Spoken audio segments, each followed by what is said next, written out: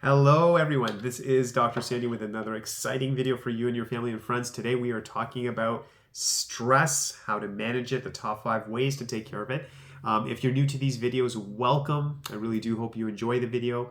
If you're watching for the first time, please subscribe, join our community of people who are learning about health and wellness. If you've been watching for some time, I hope as always that you're getting value, and if you keep coming back, thank you so much. And let's jump into it. So we're talking about stress, the top 5 ways to manage it.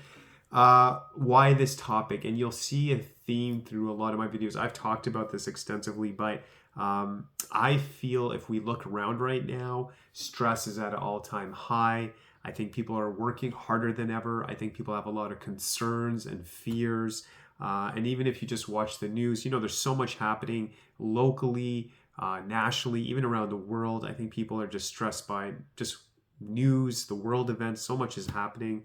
And like I said, people are working harder than ever. And I think, families are like dealing with their careers, taking care of that on one end, making sure their children, their family life is going well. Like there's so many things going on. And then, with technology, which is great, but I think sometimes too much technology can also be stressful as well. So I just think we live in a time where things are just hectic, busy. Everyone's got a lot of stuff going on. It's very rare you meet a person who's like, I got a lot of free time. I'm always relaxed. It's very rare you hear that. Most people are very go, go, go, a lot happening.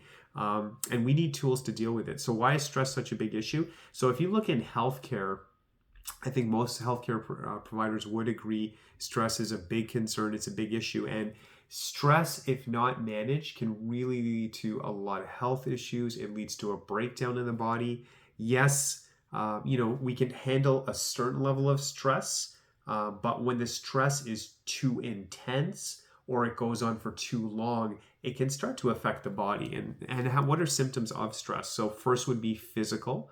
So someone might get things like headaches, they may feel dizziness, there may be aches and pains in the body, maybe even in the jaw, the neck, the shoulders, the low back.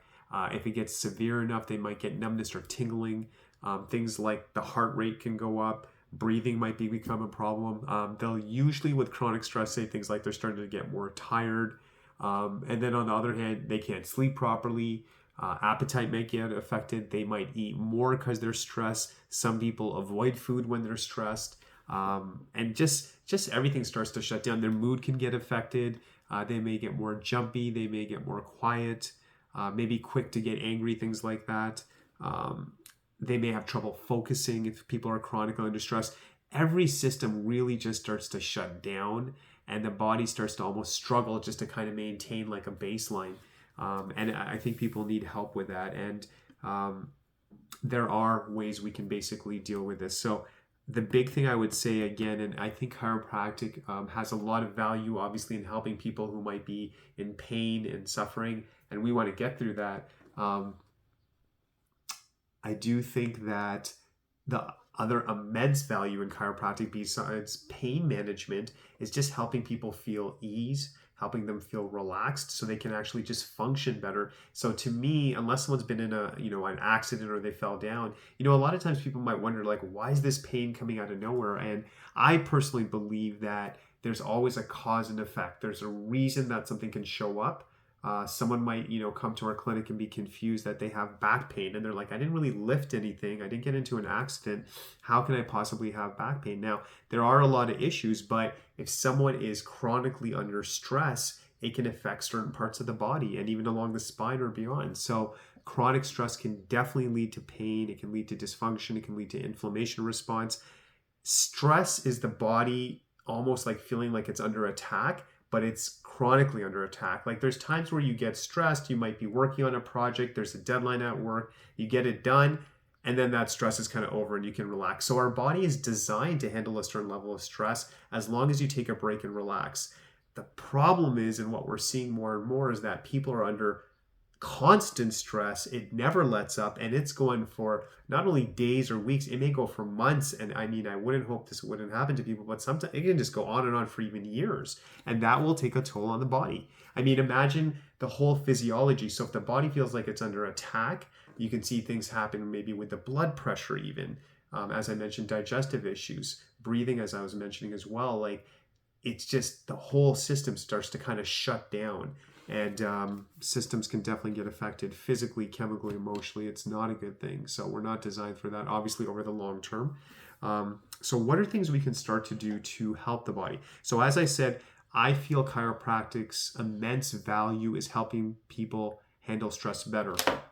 Now, if you look at the spine, right at the top area of the spine, depending on the different books you read, but it's usually generally agreed that the top area, so we're talking like C1, C2, C3, but those upper cervical areas, that zone right by the skull as well, there's a nerve there called the vagus nerve. Now, this nerve, if it's healthy, meaning like it's working the way it should, it very much influences something called the parasympathetic system, which is basically your body's chance to rest and digest. There's different terms for it, but your body goes into a restful state. You sleep better, you can process food, you go into repair mode. So because we live in a time where the opposite of the parasympathetic is something called the sympathetic system, where it's that stimulation, and you actually need both. You don't always want to be resting, you don't always want to be stimulated, but for the purpose of this video, most of us, or a lot of people out there, I should say, are just suffering with just a very intense lifestyle. They're just super busy, so they're more sympathetic dominant. That part of the system that is energizing the body, it's just too much, and it doesn't have a chance to turn off. So what we want to do in chiropractic is find ways to remove that stress gently and specifically, so the body has a chance to heal. And a very powerful system is the vagus nerve, and again, that basically is your parasympathetic system, which is helping the body to rest, go into repair mode. I think that's what's so powerful about chiropractic. Chiropractic is a way to have the spine come into alignment, take pressure off the nerves,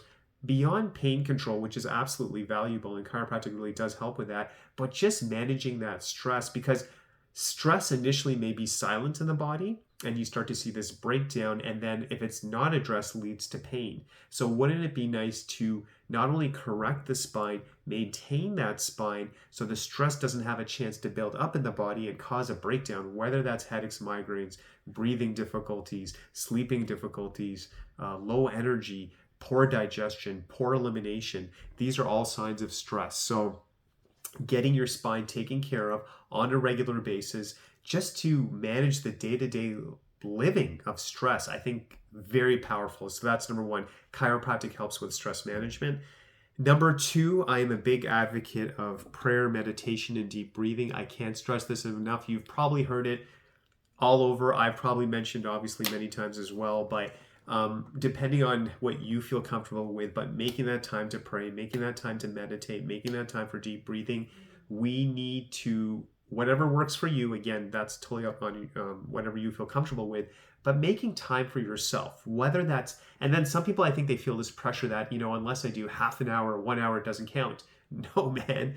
I mean, I'm telling you, I always believe something's better than nothing. So maybe starting with just, 5 minutes at night, because maybe the mornings are just too busy, praying, meditating, deep breathing, whatever, again, you feel comfortable with, making time for yourself, where for just those few moments in the day, it's all about you and just connecting with yourself and just having a chance to say, like, what happened today, reflecting, maybe reflecting on things you're happy about, being grateful. I think that's very important. And maybe looking at things and saying, I could have done this better, And a lot of times, if you can get into a habit of that prayer, meditation, deep breathing, a lot of times I believe solutions can come to you, maybe things you've been working on.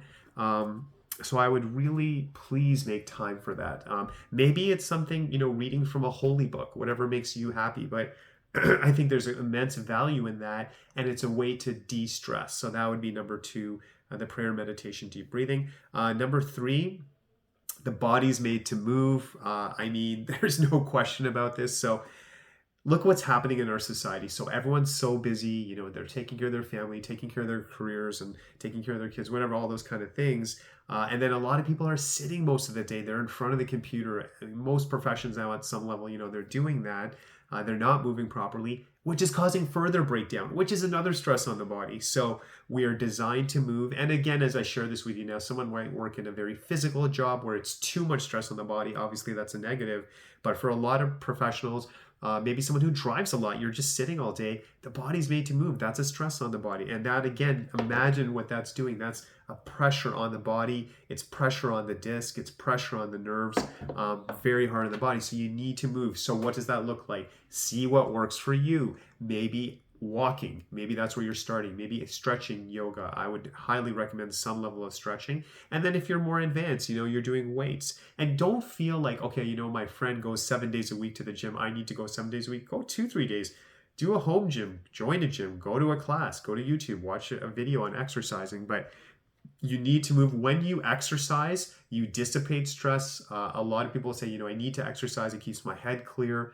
We're made to move. When you're not moving, you're storing up stress in the body, which leads to breakdown, which obviously is not a good thing. Number 4, I would say journaling is very powerful. I think getting your thoughts on paper, there's something powerful about that. It just can help relax. It can help you analyze what you're going through. It's a powerful tool. And I always tell my patients who are going through stuff, journal. And the secret to journaling is you write out everything. Maybe you want to draw, but don't share it with anyone. Just let it all out, get it out of your system. It feels very therapeutic. It feels good. And it may not be you write one day and you're like, all the solutions come to you, but keep using it as a tool. And it could be also a tool for happy moments, challenging moments, things that are bothering you, things you're grateful for. It doesn't have to just be negative, but I think it's a really powerful tool for dealing with stress. I can't tell you how great I think that tool is. And then number 5, I think a big thing as well, we are designed to be with people. We're designed to be with human beings, obviously. So you need to have some people that you can hang out with that maybe it's your family. Maybe it's a good friend you have where you can talk and you're there for them and then they're there for you. And sometimes you might be going through something and you share with someone you feel comfortable with, who uplifts you. They lift your spirits, they raise you, and you're realizing like, I can get through this. You know what? It's going to be okay. And maybe you're telling yourself it's going to be okay, but you have someone you trust and you're just like, you know what? Yeah, I can see that, I might be perceiving it a certain way. And your friend or family member might be like, come on, man. Like, it's like this and this and this. You look at it from a different perspective, because sometimes when we're stressed, it's like tunnel vision. We only see this. But I think, a lot of times we can talk to someone and they can really change our perspective. So, and I think that's the big thing with stress as well, is how are you framing it? How are you looking at something? Stress, in my definition, would be something like, and this is the thing, stress can be something actually real, obviously coming to you, but a lot of times it's just something we're imagining. We're just worried about the future, and we're just worried that I won't be able to handle it. It'll be too much, maybe a sense of overwhelm. And I think that can lead to stress. So talking to someone, seeing a different perspective, I think is very powerful. And I think that's why when you get adjusted chiropractically, your body is in a better state. I think you'll actually make better decisions. You'll perceive things better because your physiology is working the way it should. I think with prayer and meditation, I think a lot of times you can get answers coming to you. I think you're having that little space where you can think properly. I think exercise dissipates stress. And a lot of times when you exercise, again, a solution may come to you. Journaling, writing it down, looking at it from different angles, realizing maybe this is not as bad. Maybe I do have the resources to get through this. I think it's powerful. And of course, as I said, talking to your family and friends to get through something, very powerful. To hear someone, and sometimes you feel stressed and you share it with someone and you're like, I just feel better that I have someone who's in my corner who I can share that stress with, will help your physiology. So I really hope these things help you. They make a difference. Make time for your body, your mind. Find ways to manage stress. Find things that make you happy. I've said this before again. For me, music is very therapeutic. I love listening to music. I love Spanish music. I love Punjabi music. I don't know why those two genres I really enjoy, but finding whatever works for you. Listening to nature sounds, that's powerful. And now as I'm filming this, it's May in Canada right now, and the weather's getting better. So I think getting outside in nature, the fresh air, I think that's powerful as well. I would also conclude with this as well, finding some books that are motivating, going on YouTube, finding people who inspire you, who lift you, who are looking at life in a different way. And, some of the people I really respect, they've actually gone through a lot, but they found a way to look at things differently, push through. I find that very inspiring. So you got to work at it. I think health takes effort. I think learning to deal with stress takes effort. Everything, honestly, in life takes effort. I don't believe in free rides. I think everything just takes an effort. So, but the payoff is so good. And as you learn these skills, share it with your family and friends. Be there for other people. Be a role model. If you're listening to this as a parent, kids right now, I think they're going through a lot of stress. Help your kids. Talk to your kids. Give them tools. And let's close with this. Let's do some action steps. So if you are doing something right now that helps you manage stress, I want you to write in the comments that, this is what I love to do when I'm stressed out. If you feel, and you could just say something like, I go for a jog, I go for a walk, but let's share some ideas. And if you are stressed and you're like, things could be better, I want you to also write that maybe I'm going to try deep breathing. I'm going to try prayer and meditation. I'm going to try exercising more. Just write a quick comment that I'm going to try this, I'm going to try this. And if you're doing something that helps you, you can say, hey, this works for me. This is my go-to. I would highly recommend it because I think we all deserve the best quality of life possible. Life, if we can do things properly, if we have our health, we can really enjoy it. And I think life can be an adventure. So God bless you. Dr. Sandy signing off. I'll be here again next week. Take care.